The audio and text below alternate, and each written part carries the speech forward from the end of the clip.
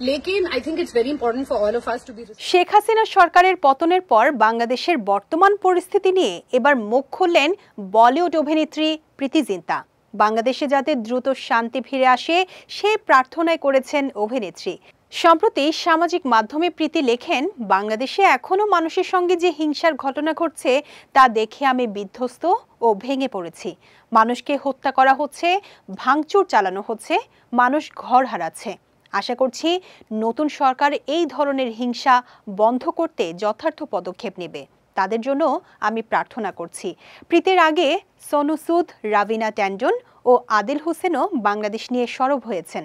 বাংলাদেশের সংখ্যালঘু নারীরা তাদের পরিস্থিতির কথা বলছেন, এমন একটি ভিডিও শেয়ার করেছিলেন সোনু সুদ।